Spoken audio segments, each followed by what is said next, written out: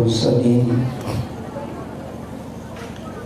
wa ala alihi wa ashabihi wa man tabi'ahum bi ihsanin ila yaumiddin. Asyhadu an la ilaha illallah wa para asatidah secara khusus dumateng pimpinan pondok pesantren An-Nur, mugi-mugi senantiasa dijaga oleh Allah, diperrahmati Allah, dan ditambah kesayangan dan keberkahan kepada semua keluarga dan kepada semua santri-santrinya, kepada para imam masjid, para takmir, dan segenap jamaah yang kami hormati dan semoga dirahmati Allah, kepada Bapak Kepala Desa, terutama Bapak Kepala Desa Candi dan Kepala Desa Uko beserta stafnya yang kami hormati, Bapak petugas kepolisian, Bapak Kapolsek beserta para anggota, Bapak Camat dan yang mewakili, mudah-mudahan kita semuanya dalam naungan rahmat Allah Subhanahu wa Ta'ala. Dan kepada jemaah, ibu-ibu, bapak-bapak sekalian, semoga kita semuanya dimuliakan Allah Subhanahu wa Ta'ala dunia dan akhirat. Amin ya rabbal alamin. Pertama, monggo sareng-sareng matur dhateng ngarsanipun Allah Subhanahu wa Ta'ala. Dene punapa ing wekdal dalu menika kula panjenengan saged hadir, saged berkumpul wonten menika panggenan ingkang tujuanipun setunggal, untuk melaksanakan perintah saking Gusti Allah. Nomor kali menunaikan kewajiban kita sebagai seorang muslim untuk tolabul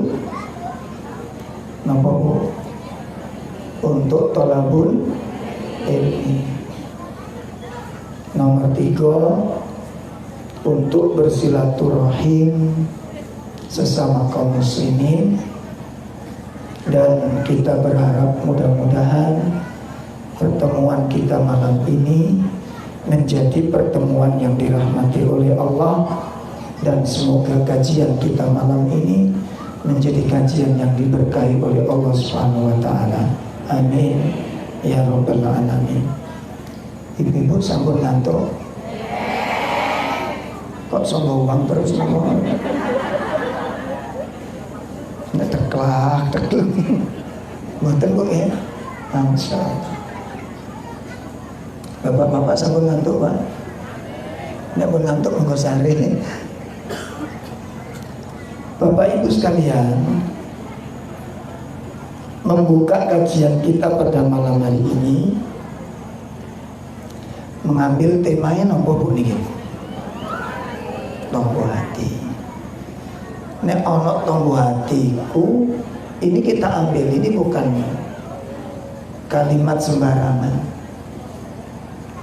Dan kalimat ini disering kita dengar di syair-syair, lafaz-lafaz yang diucapkan sebagai saudara kita, menukil sebuah nasihat dari ulama Ahlussunnah, Imam Ibrahim Al-Khawas,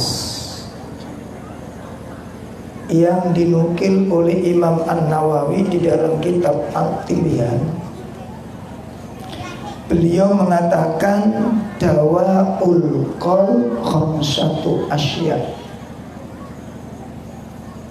Imam Ibrahim Al-Khawas niki dawuh, dawaul qaul, obati ati iku khamsatu asya, ana 5. Halo, sinyalnya nyambung. Halo, sinyalnya nyambung. Turun ngomong mantuke dhisik.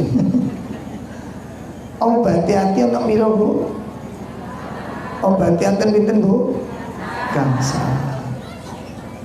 Itu nasihat ulama besar. Nah, kalau wonten dawuhipun ulama niku matur obati ati, berarti sing perlu diobati napa nih? Lho kok denger-denger pripun? Nek ana kalimat obati ati berarti sing diobati napa nih? Napa, Pak? Nek atine diobati berarti atine ana kok guyu tenan.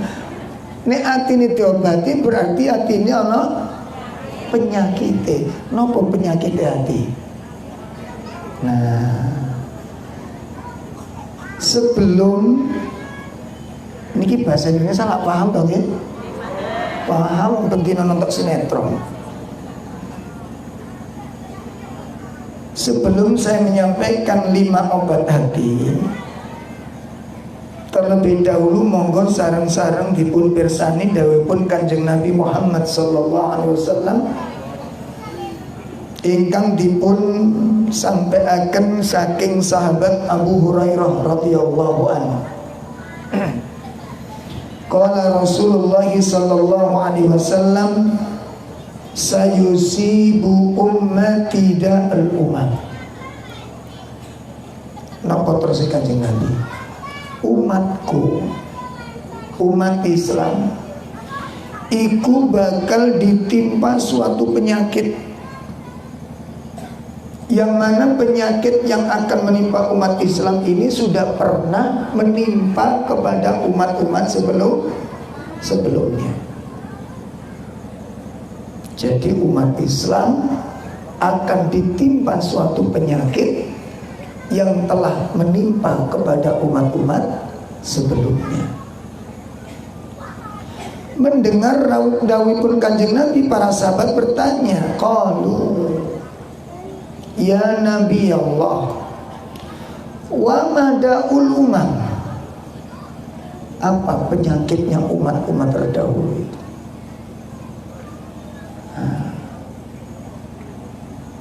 Ketika Nabi ditanya apa penyakitnya orang-orang terdahulu, Nabi jelaskan wonten 8 penyakit. 8 niku titik napa kata? Dalam berarti 8 penyakit berarti kondisi tubuhnya pripun Pak Lurah? Nek awak niku penyakit 8 berarti sampun komplit. Dan umat hari ini akan ditimpa penyakit-penyakit itu. Pertama muncul satu penyakit, nek wis penyakit situk niki muncul Pak, niku kok penyakit sing pitu niku cukul kabeh Pak. Mpun gak peduli sinten kemawon ini. Ndak peduli orang kaya, ndak peduli orang ndak peduli orang yang punya jabatan maupun rakyat. Semua, nggak peduli orang awam maupun para ulama bisa kena penyakit ini, termasuk ustadz juga.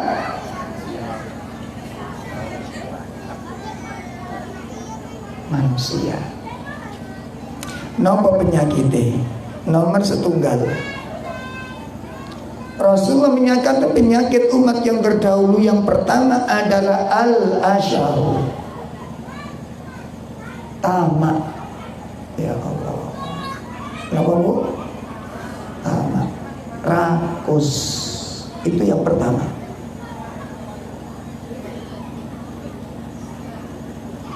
Kalau penyakit tamak ini sudah muncul, maka penyakit yang kedua pasti tumbuh. Apa penyakit yang kedua? Al-bataru, sombong. orang kena penyakit tamak, kena penyakit rakus, pasti akan diikuti penyakit yang kedua. Kenapa mau? Sombong. Niki mangke terakhir mungkin kalau takon situ-situ loh. Sehingga iso kalian mulai.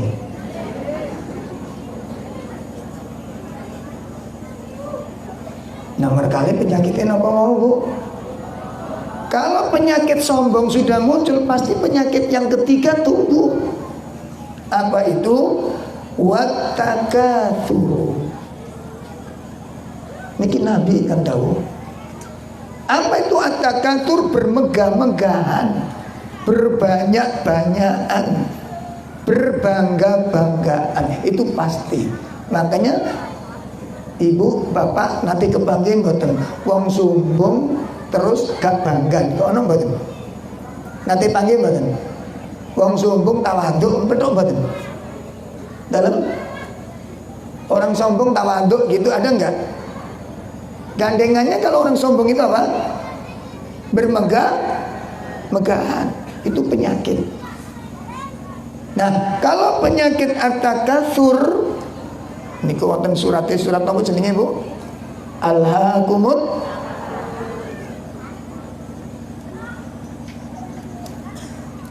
Kalau penyakit yang ketiga sudah muncul, maka akan ditimpa penyakit yang keempat. Apa itu? At-tanafasu fid dunya. Saling persaingan dalam urusan dunia. Persaingan dalam urusan dunia. Kalau persaingan sudah berjalan, nah, maka muncul penyakit yang kelima, at-tabaghudhu, saling membenci. Nah, kalau saling membenci, penyakit yang keberapa tadi? Si nomor 5. Maka akan muncul penyakit yang ke-6. Apa itu? Wattahasadu, saling dengki, saling hasad. Dan kalau ini sudah tumbuh, maka muncul penyakit yang ke-7, yakni hatta yakunal baghyu, saling mendolimi. Masya Allah. Rakus sudah muncul, sombong sudah muncul, bermegah-megahan sudah muncul, persaingan sudah muncul, saling benci terjadi, saling hasad terjadi, saling mendolimi sudah terjadi. Puncak yang terakhir, penyakit yang ke-8 apa? Nabi mengatakan al-harju, saling membunuh.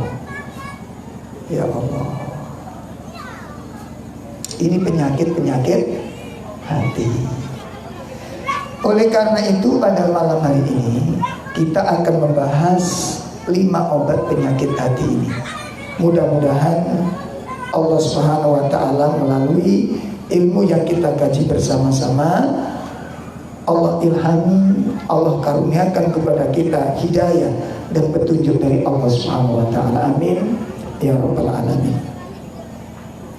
Obat yang pertama, supados penyakit-penyakit ati kula panjenengan niku waras, supados kotoran-kotoran batin itu bersih. Yang pertama adalah qiraatul Quran bitadabburi.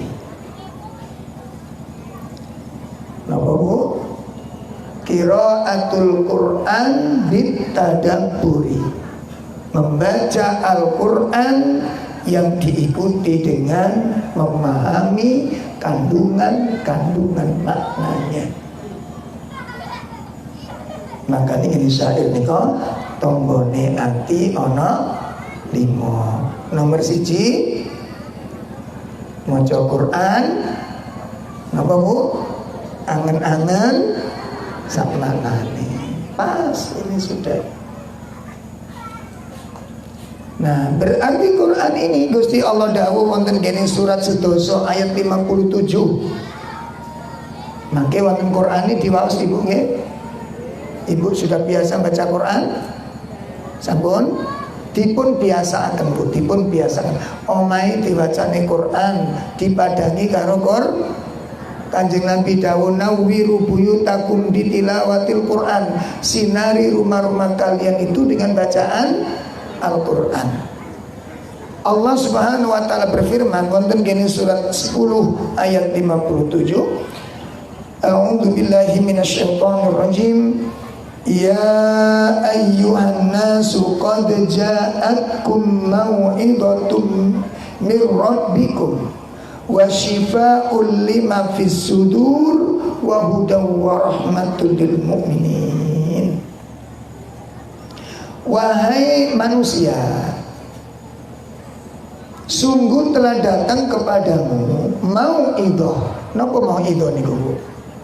Nasihat. Sungguh telah datang dari Tuhanmu berupa nasihat, wasyifa dan obat, lima fis sudur bagi penyakit-penyakit yang ada di dalam hati. Makanya wong permusuhan kebencian iku biasae atine arang-arang maca, lisane kering saking maca. Makanya karena sering keringnya bacaan Quran, jarangnya hatinya dibacakan Quran, sedikitnya nasihat Quran, atine dadi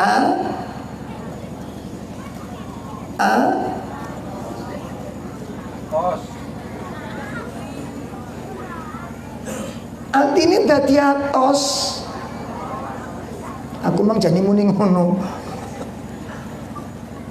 Karena jarang membaca Quran, jarang mendengarkan Quran.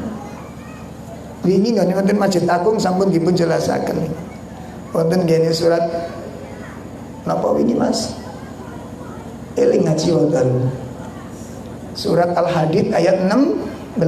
Wala yakunu kalladzina utul ilm wala yakunu kalladzina utul kitaba min qabl.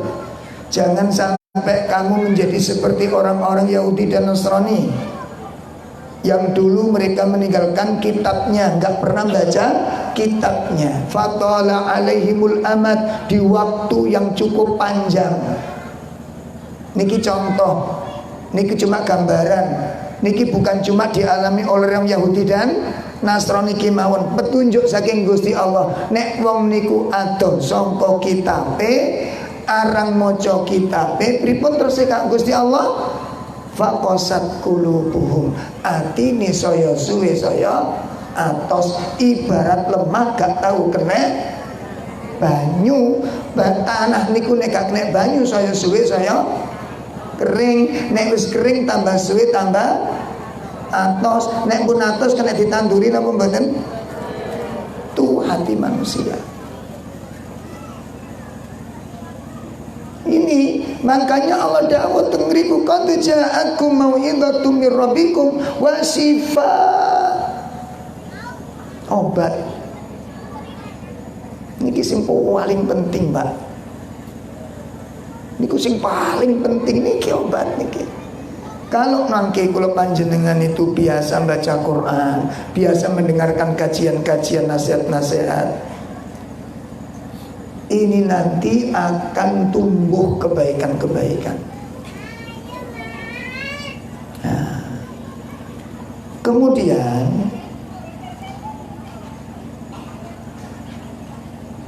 Rasulullah Sallallahu Alaihi Wasallam dawuh, khairud dawa'il Quran. Wonten salah satu galing riwayat dari Imam Ibnu Majah meriwayatkan dari sahabat Ibnu Mas'ud radhiyallahu an, qala Rasulullah sallallahu alaihi wasallam, khairud dawa, sebaik-baik obat itu adalah Al-Qur'an. Sebaik-baik obat itu adalah Al-Quran. Bahkan para ulama menjadikan Al-Quran itu bukan cuma obat penyakit hati, termasuk penyakit fisik. Makanya wonten pengobatan napa Bu? Dengan bacaan Al-Quran dengan penyakit-penyakit fisik. Disebut napa jenenge? Ruqyah. Mriki pun biasa diruqyah dereng nanti. Engko diruqyah kesurupan kabeh.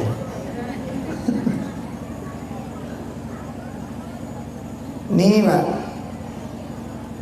Kemudian sahabat Abu Hurairah radhiyallahu anhu, innal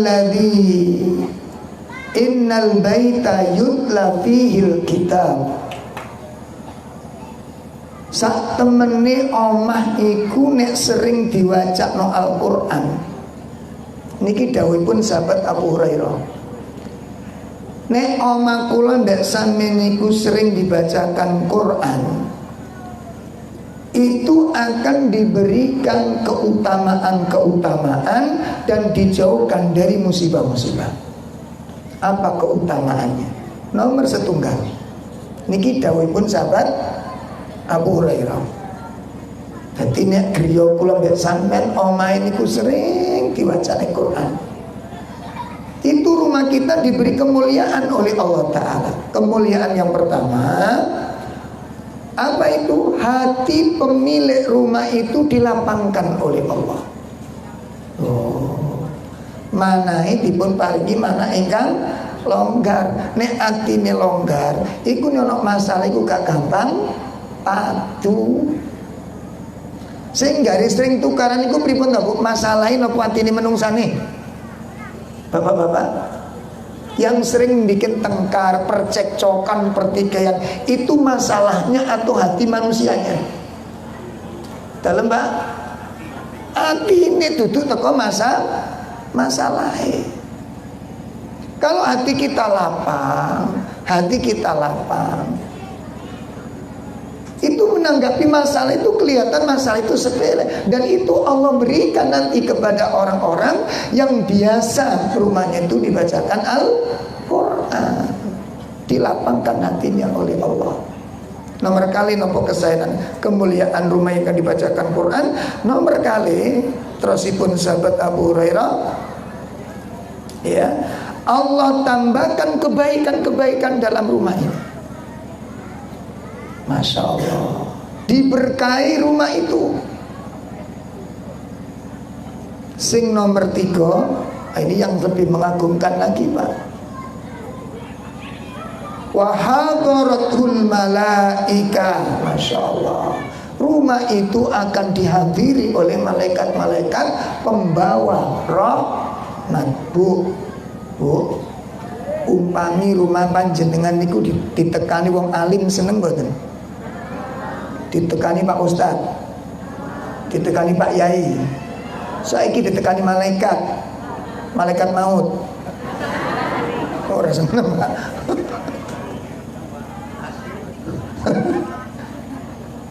Allah akan kirimkan malaikat rahmat ke rumah orang-orang yang baca Al-Quran. Itu istimewa banget Ibu, Masya Allah. Kita nggak bisa bayangkan kalau rumah kita itu setiap hari ditamoni sinten. Karena tiap hari itu Allah utus seorang malaikat, beberapa malaikat khusus untuk mendatangi majelis-majelis Al-Quran, majelis-majelis zikir. Sehingga nanti kalau ada Al-Quran dibaca, malaikat itu berbelok datang ke rumahnya. Dan alangkah nikmatnya, alangkah mulianya, alangkah bahagianya kalau yang didatangi itu adalah rumah kita.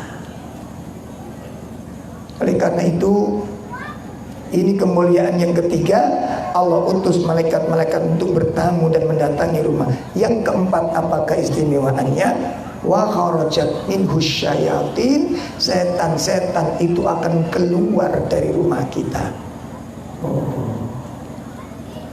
Minim terjadi persengketaan di rumah ini. Sebaliknya, innal baita la yutla fihil Qur'an. Sesungguhnya rumah yang tidak dibacakan Al-Quran, apa terus Abu Hurairah, akan diberikan 4 musibah. Oma sing gak tau diwacane Quran bakal diparingi pinten? Sekawan musibah. Apa musibahnya? Yang pertama, disempitkan hati pemilik rumah itu. Ciut atine. Nek wong ciut atine kono watu salah paham. Leres napa mboten? Ana wong wahing tersinggung. Akhirnya sing kate Wahing timpet gara-gara tonggone kesinggungan, gampang salah paham. Kalau sudah gampang salah paham, sering tersinggung, yang terjadi apa kira-kira Bu? Nawa? Tukaran. Jadi pertengkaran itu bukan dari masalah, teko ciute ati. Leres Pak Lurah. Jempol Bu, sorry Pak Lurah. Teko ciute ati. Makanya doanya Nabi Musa pripun? Rabbish rahli wa yassirli, kayak TPA bumi. Artinya apa Bu? Embo. Iki sak ndonga gak karepe ini. Rabbish rahli sadri, ya Allah lapangkan hati saya. Wa yassirli amri, dan mudahkan urusan saya. Nek wong niku atine jembar, ngedepi masalah niku pripun? Enak. Mangkane wong niku nek musyawarah titik-titik tukaran, titik-titik tukaran, titik-titik padu. Sing mah itu, kon niku aja ciut-ciut. Nggih mboten? Aja ciut-ciut pikirmu. Ini Bu, makanya ayo dimanfaatkan. Dimanfaatkan majelis-majelis ilmu yang ada di sekitar kita, majelis-majelis Al-Quran yang ada di sekitar kita, dimanfaatkan supaya kita diberikan kelapangan oleh Allah hati kita. Nomor kali musibah yang Allah berikan kepada orang yang rumahnya tidak dibacakan Al-Quran atau hatinya tidak pernah baca Al-Quran. Nomor kali qillatul khair. Allah sempitkan, Allah sedikitkan kebaikan-kebaikan di dalam rumah ini. Titik kebaikannya. Walaupun rumah itu berisi dengan perabotan-perabotan yang mahal, nggak ada kebaikannya, nggak ada keberkahannya. Makanya dungane Kiai Sepuh niku pripun tak takon. Dungane Kiai Sepuh, doanya para nabi, doanya para aulia itu cuma sedikit Bu. Barokallah. Gimana? Saya sering mendengar, dan itu doa para nabi, doa para rasul, termasuk doa albul anbiya. Itu bapak para nabi, Nabi Ibrahim alaihissalatu wassalam mendoakan keluarganya, barokallah, semoga Allah memberikan apa itu keberkahan? Ziyadatul khair, kebaikan yang berkembang. Dan Nabi SAW sering mendoakan anak-anak para sahabat dengan doa tersebut, barokallah, semoga Allah memberi.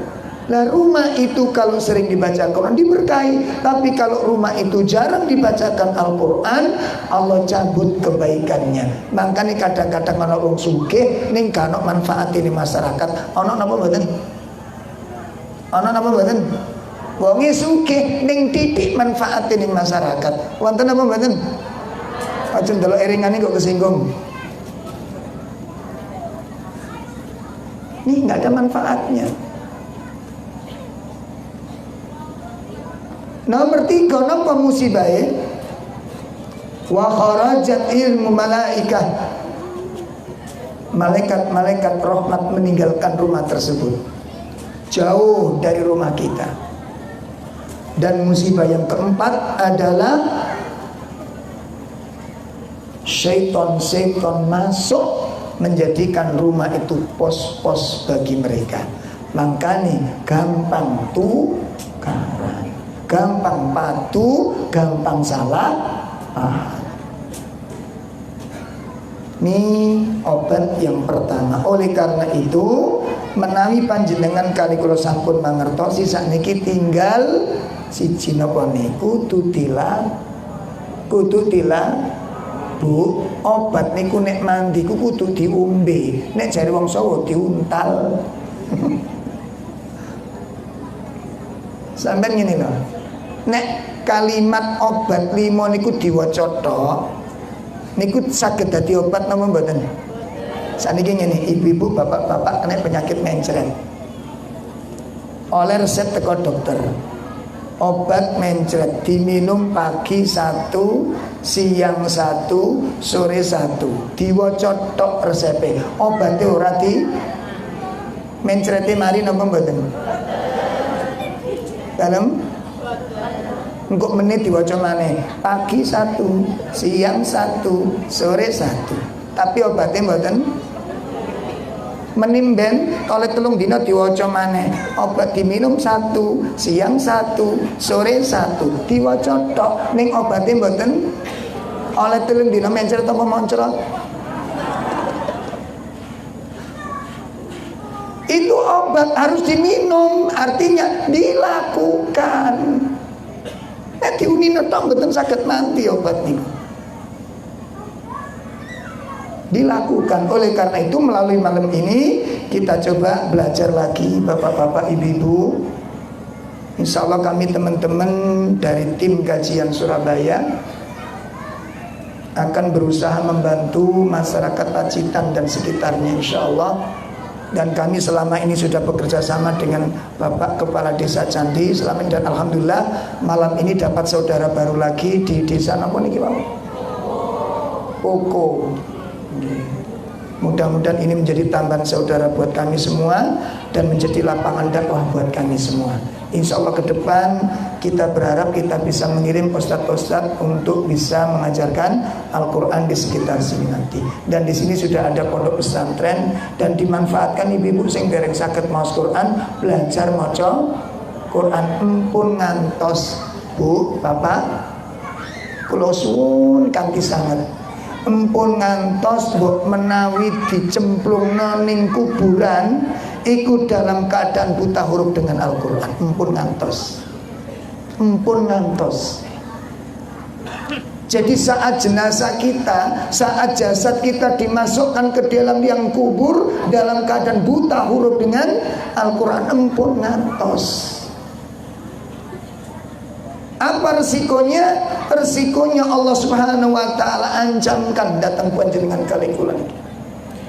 Wa man kana fi hadhihi a'ma wa huwa fil akhirati a'ma wa adallu sabila. Sing sapa ning wong, sing sapa ning wong. Iki peringatan bagi wong sing rumangsa dadi wong. Sing sapa ning wong ning donya orang ngerti kitab Allah, orang ngerti ilmu agama, belas orang ngerti. Wa man kana fi hadhihi a'ma, terus Gusti Allah, maka fahuwa fil akhirati a'ma wa adallu sabila. Maka di akhirat nanti dia dibutakan oleh Allah dan dia akan tersesat dari jalan Allah Subhanahu wa taala. Peteng kuburan itu. Purun apa mboten? Halo? Purun apa mboten kuburane peteng? Mboten purun. Menawi Bapak Ibu mau kuburan kita gelap, mulai hari ini ayo pertama belajar nyenengi Al-Quran, belajar mencintai, belajar mendengarkan, dan belajar untuk bisa membaca pun. Niku nomor setunggal. Langkah kita ayo belajar maca Quran. Oh, dilakoni makin. Dadi nek jiwa kula mbek sampean nonton Quran iku masyaallah Bu, terus Pak Kades wae. Terus Pak Lurah wae. Sampun dipun sampaiaken. Nek wong niku atine niku ana ilmune, menghadapi masalah itu dengan ilmu. Obat nomor setunggal maca Quran, angen-angen sa. Nomor kalih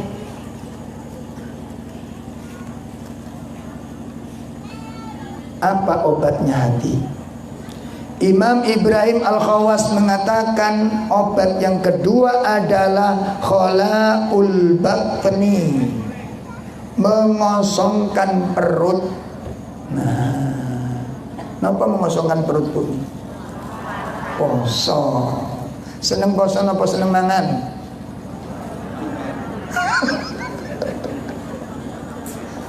Niki Pak Lurah kok nangan sampun? Iku bu jenenge syahwat. Syahwat itu mudah, emosi mudah, kemarahan mudah, persoalan mudah tidak terkendali. Kenapa? Tidak ada pengendalinya. Dan puasa itu pengendali yang sangat dahsyat. Imam Ibnul Qayyim mengatakan ada 4 macam racun hati. Disebutkan wonten gene kitab Ada wa Dawa. Dadi wong niku nek nglakoni papat niki berarti atine keracunan. Paham Bu? Dadi wong nek nglakoni petang perkara niki berarti hatinya kena racun. Apa 4 hati? 4 macam itu. Yang pertama, fudulul kalam, kakean omong. Ibu pun loro itu kula lho. Soalnya ket mang sampean tok Ustaz sing ngomong nih. Yang dimaksud banyak bicara itu apa? Nek jari wong Surabaya gedah. Napa Pak? Iki wong Sidoarjo ning. Napa Pak? Gedabrus. Napa gedabrus? Kalau bahasa sini napa Bu? Gedebus. Oh, gedebus. Dia pun sesuai madhab masing-masing. Jadi omongnya banyak. Sedikit masalah dikomentari, sedikit berita dikomentari, padahal gak ngerti. Apalagi di zaman sekarang Pak. Tolong kalau ada masalah jangan gampang menyimpulkan. Banyak bicara itu racunnya hati. Yang kedua apa termasuk racun hati itu? Fudulut to'am, kakean mangan. Nah, wong tua-tua biyen iku Bu. Wong tua-tua biyen niku sak paket tuh. Mangane mek titik senengane poso. Wong tua biyen. Leres mboten? Wong tua biyen niku mangane mek titik senengane jenenge tirakat. Wong biyen. Nek wis senengane poso, betah luwe betah. Nek betah luwe kadangane betah melek, ngaten. Jadi tahan gak gampang tiduran. Wong sakniki kakean. Nek kakean mangan berarti doyan sak paket toh. Itu satu paket dan itu musibah. Itu musibah. Kemudian yang ketiga racunnya hati adalah berlebihan di dalam memandang. Bebas di dalam memandang, itu racun-racun hati.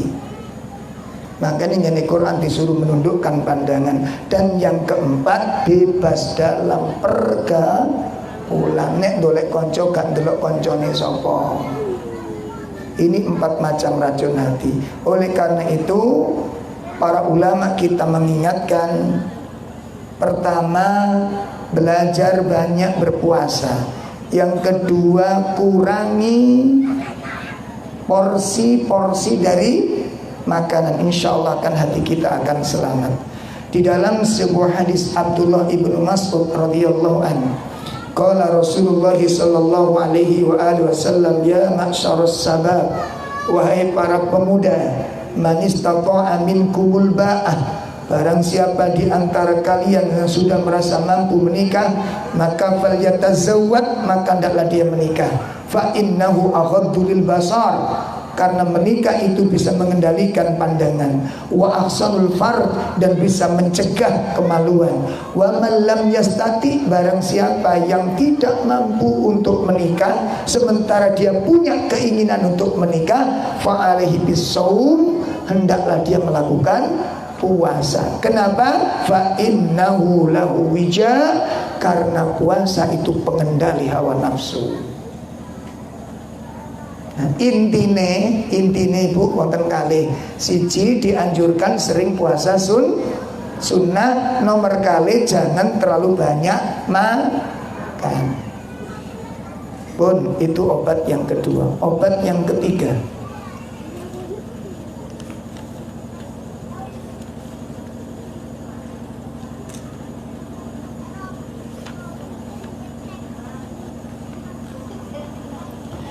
obat ingkang nomor 3, berdasarkan bimbingan Al-Quran dan Sunnah Nabi SAW adalah wa qiyamul lail, melaksanakan sholat apa Bu?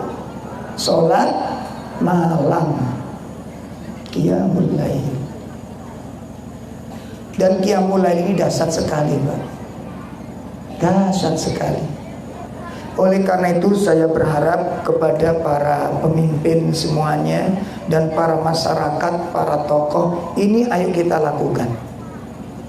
Kalau bapak-bapak, ibu-ibu dan semua masyarakat ingin kita mendapatkan kemuliaan saking Gusti Allah, ingin mendapatkan kemuliaan dari Allah Subhanahu wa taala, maka mari kita amalkan satu amalan yang sangat mulia ini. Apalagi sebentar lagi negara kita ini punya gawe yang cukup besar. Gimana? Sebentar lagi negara kita punya hajat yang sangat besar, dan ini kita berharap mudah-mudahan hajat ini nanti mendapatkan semuanya perlindungan dari Allah Subhanahu wa taala. Para pemimpinnya dan para rakyatnya semoga senantiasa hatinya ditata dan dijaga oleh Allah Subhanahu wa taala. Oleh karena itu kaum muslimin secara khusus saya menghimbau, saya mengajak, saya menganjurkan untuk menegakkan sholat, malam, tapi terutama sholat wajibnya dilakoni di situ. Jelas ya? Ojo sampai sholat malam minggu 5 waktu mboten Pak. Engko tahajud rutin, duhai rutin 5 waktu ini malam mboten. Saya podo karo wong kelamben, sampean dasian tapi gak gawe kelambi, sampean gawe sabuk tapi gak gawe celono. Paham Pak? Jadi yang wajib didahulukan, kemudian sholat 5 waktunya dijaga. Setelah itu qiyamul lail.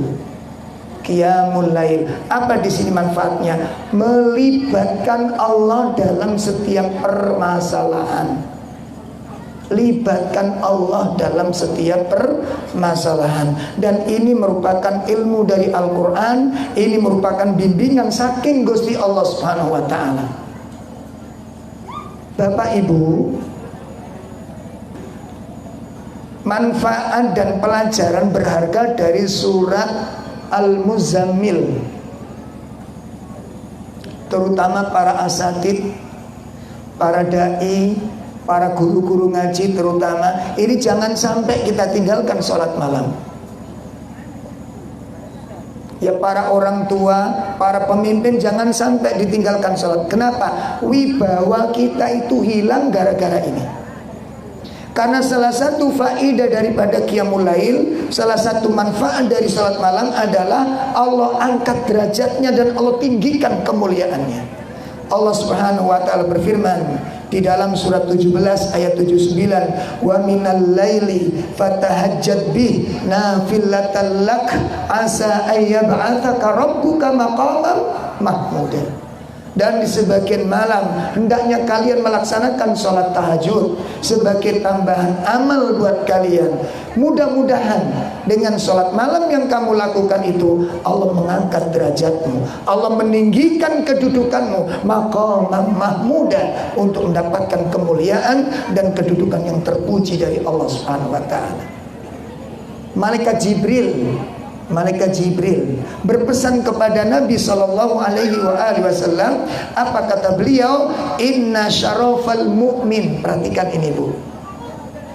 Makanya kadang-kadang wong tua nasihati anak kata direken. Nggih mboten? Kadang-kadang wong tua diwani anak, bisa jadi duduk toko anaknya, bisa jadi kewibawaan orang tuanya sudah tidak ada. Perhatikan ini.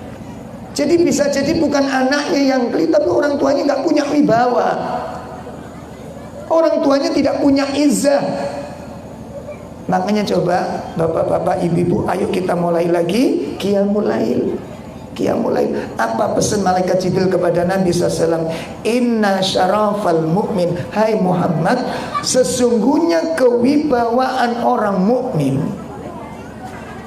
Ya, ini wasiat Jibril. Wasiat malaikat Jibril kepada Nabi SAW. Inna syarafal mu'min, sesungguhnya kemuliaan seorang mukmin, qiyamuhu bil lail, terletak pada sholat malamnya. Mari ngoten pelajaran ngoten gini, surat 73 ayat 7 sampai ayat 9. Perhatikan. Ini wasiat Allah kepada Nabi sebelum Nabi menjadi Rasul, sebelum Nabi menjalankan tugas yang sangat berat. Ini terutama para pemimpin ini, supaya jenengan beban jenengan nanti ringan, urusan-urusan di luar dimudahkan oleh Allah. Jenengan coba baca nanti surat apa tadi? Surat apa Bu? Surat Al-Quran. Surat apa Pak? Al-Muzammil. Surat 73 ayat 7 dan sampai ayat 9. Allah Subhanahu wa taala dawuh di sana. Inna laka fin nahari sabhan tawila wadhkur isma rabbika wa tabattal ilaihi tabtila Rabbul masyriqi wal maghrib la ilaha illahu fattakhidhu wakila. Muhammad, sesungguhnya engkau di waktu siang memiliki urusan-urusan yang panjang. Engkau memiliki urusan-urusan yang banyak, urusan-urusan yang tidak ringan, urusan yang bertumpuk-tumpuk. Berarti urusannya berapa? Banyak sekali. Kalau kamu menghadapi masalah yang begitu banyak, urusanmu begitu semeraut, apa kata Allah? Fadkurisma rabbik, sebutlah nama Tuhanmu. Artinya apa? Libatkan Allah. Libatkan Allah. Ya, makanya ini saya berharap alhamdulillah Bapak Kapolsek Rawuh, Bapak Kepala Desa Rawuh, dan petugas kecamatan pun dan semuanya berada, tolong ini diamalkan. Kita akan diberikan kewibawaan oleh Allah. Allah yang mengatakan ini. Hati kita akan dipimpin oleh Allah, jiwa kita akan dibimbing oleh Allah, sehingga urusan-urusan Bapak, tugas-tugas Bapak yang di luar nanti insya Allah akan diberikan kemudahan-kemudahan oleh Allah. Jangan ditangani pikirannya dewe, mboten nutut Pak. Ngeramut uang niku sing berat niku napa? Ngurusi masalah. Terus Pak Kapolsek wau petugasnya pinten mawon? 20. Rakyat sing diurusi pinten ewu? Gak nutut nek nururaken Pak. Gimana Pak? Wis gak nutut, durung arek kenakalan remaja sakniki turun apa meningkat? Meningkat loh. Subhanallah. Mboten nutut qiyamul lail Pak.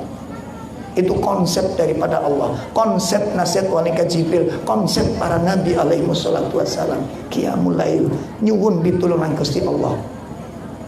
Mboten nutut nek tenaga. Bisa jadi kita marah, bisa jadi kita emosi, bisa jadi kita tidak terkendali. Tapi kalau kita libatkan Allah, hati kita yang bimbing sinten? Gusti Allah Subhanahu wa taala. Obat si nomor pinten Bu? Nomor 4. Wa tadarru'u indas sahara. Wa tadarru'u, banyak berzikir di waktu sahur. Berarti jam pinten waktu sahur? Jam pinten Mbak? Jam 6? Jam 7? Oh jam 3. Insya Allah jam 3 Pak, waktu sahur jam 3. Itu saatnya zikirnya hamba-hamba yang soleh. Itu waktunya para anbiya, itu para rasul, para a'immatul muslimin bangun di waktu itu berzikir. Nah, zikir di waktu malam yang perlu diperbanyak nopo Pak? Setunggal Bu, Ibu, gedekno anak ambek ngeramut anak niku abot pundi? Halo? Gedekno anak ambek ngeramut anak niku abot pundi? Ngingoniane ambek dedek anak niku abot pundi? Dedek ku sing abot. Nek ngingoni gampang, tukokno beras, masakno sayur, keimangan lemu. Nggih mboten? Tapi nek dedek niku manganati, nguntalati, ngemplok. Lho nggih mboten? Berapa banyak kasus-kasus anak tidak terkendali, wonten boten anak durhaka sama orang tua? Ada ndak anak membentak orang tua? Ada nggak anak memukul orang tua? Ada tidak anak membunuh orang tua? Ada tidak anak mempermasalahkan orang tua di persidangan? Kok lengkap ini? Itu problem apa mboten? Beban apa bukan? Ibu, kalau jenengan punya masalah, sing diceluk dhisik sinten? Halo? Bu? Ibu? Yo melek lo janingan. Nek ana masalah sing diceluk sinten dhisik? Sinten? Sing disambati dhisik sinten? Ke orang tua, wong tuane wis tua. Libatkan Allah, Ibu. Jenengan bangun di waktu malam. Kan kadang-kadang problem itu kan anak ngerti, mantune sing gak ngerti. Nggih mboten? Wonten nggih? Bangun di waktu malam. Berzikir kepada Allah. Zikir di waktu malam yang paling bagus apa yang pertama? Istighfar yang banyak. Jenengan kalau tahu keutamaan istighfar itu dahsyat sekali, Ibu. Dahsyat sekali. Dan itu konsep para ulama di dalam menghadapi problem. Pertama kali perbanyak istighfar dan taubat. Perbanyak istighfar dan taubat. Itu zikir di waktu malam perbanyak. Yang kedua 4 kalimat. Subhanallah walhamdulillah wala ilaha illallah Allahu akbar. Berapa kalimat, Bu? 4. Subhanallah walhamdulillah wala ilaha illallah Allahu akbar. Itu yang kedua yang diperbanyak baca Quran untuk zikir di waktu malam. Nomor setunggal banyak istighfar. Yang kedua memperbanyak bacaan tas. Perbanyak zikir, perbanyak istighfar. Allah akan mudahkan segala kesulitan-kesulitan itu. Suatu hari wonten sekelompok orang datang kepada Imam Hasan Al-Basri menceritakan, "Ya Imam, di tempat kami ditimpa musibah, kekeringan yang panjang. Sehingga sawah-sawah, ladang-ladang kami nggak bisa kita rawat. Terputus usaha kami dan kami ditimpa kemiskinan. Apa amal yang harus kami lakukan?" Napa nasihatnya Imam Hasan Al-Basri? Istaghfiru rabbakum, istighfar kepada Tuhan. Ya, pulang rombongan pertama. Datang rombongan yang kedua. "Ya Imam, di tempat kami ditimpa musibah, tanaman-tanaman kami ditimpa oleh hama, binatang ternak kami dilanda oleh virus penyakit sehingga mati dan kami dalam kefakiran. Apa yang harus kami amalkan?" Imam Hasan Al-Basri mengatakan, "Istaghfiru rabbakum, istighfar kamu kepada Tuhanmu." Datanglah tamu kepada beliau, "Ya Imam, kami sudah menikah berpuluh-puluh tahun tapi belum diparingi keturunan. Amal apa yang harus kami lakukan?" Imam Hasan Al-Basri mengatakan, "Istaghfiru rabbakum." Berbanyak istighfar kamu kepada Tuhanmu. Akhirnya salah satu murid beliau bertanya, "Ya Imam, banyak orang datang dengan membawa masalah yang berbeda-beda, tapi obat yang Anda berikan berapa? Pinten, Mbak? Masalah yang oke, tapi solusi ini pinten mau? Setunggal, banyak istighfar." Apa kata Imam Hasan Al-Basri? "Yang ngomong bukan saya, tapi Allah." Bangke bapak-bapak, satu dibuka surat Nuh ayat 10 sampai ayat 12. Artinya jenengan lihat, itu salah satu jalan untuk mencapai keselamatan. Itu jalan untuk mendapatkan pertolongan dari Allah. Perbanyak doa di waktu sahur. Yang terakhir ibu bapak, yang terakhir bapak ibu, obat yang harus kita konsumsi, yang harus kita miliki adalah wa mujalasatis sholihin. Duduk bersama dengan orang-orang yang soleh. bergaul dengan orang-orang yang soleh. Mari kita lihat nasihat Luqman Al-Hakim. Luqman Al-Hakim mengatakan, ya bunayya, wahai anakku, jalisis salihin, duduklah kamu bersama dengan orang-orang soleh, min ibadillah, dari hamba-hamba Allah ini. Nek dolek konco niku sing pripun Bu? Sing sae. Kumpul dengan orang-orang soleh. Kenapa? Fa innaka tusibu min mahasinihim khairan. Kamu akan diberikan kebaikan-kebaikan yang banyak karena kesolehan mereka. Sahabat Umar bin Khattab radhiyallahu an, jalisut tawwabin, duduklah kamu bersama orang-orang yang ahli taubat. Fa innahum araqqu syai'in afidatan, karena orang yang ahli taubat adalah orang yang paling lembut hatinya. Ini bapak-bapak, ibu-ibu sekalian yang dimuliakan Allah, 5 macam obat hati. Saya ulangi lagi. Nomor setunggal nopo Pak Wau? Baca Quran sekalian maknanya. Yang kedua nopo Pak? Puasa atau nek mangan ojo. Nomor 3 apa? Qiyamul Lail. Nomor sekawan, zikir di waktu malam. Nomor terakhir, kumpul dengan orang-orang yang soleh, dekat dengan para ulama yang soleh. Insya Allah kita akan mendapatkan rahmat dan keberkahan dari Allah Subhanahu Wa Taala. Bapak Ibu hadirin wal hadirat ingkang dipunmuliakan Allah, niki materi ingkang saged dawuh sampaiaken. Mugi-mugi ilmu ingkang kula sampaiaken dados ilmu ingkang manfaat. Kurang lebih mohon maaf yang sebesar-besarnya. Saya akhiri, subhanakallahumma wa bihamdika asyhadu an la ilaha illa anta astaghfiruka wa atubu ilaik. Sekali lagi kurang lebih mohon maaf, mbok menawi wonten tutur kata Pak Lurah bahasa Surabaya bahasa kasar, dadi kula mboten saged tiru-tiru bahasa halus kados panjenengan. Mbok menawi wonten kula tak kelati ucapan, kula nyuwun ngapunten ingkang kathah. Assalamualaikum warahmatullahi wabarakatuh. Waalaikumsalam warahmatullahi wabarakatuh.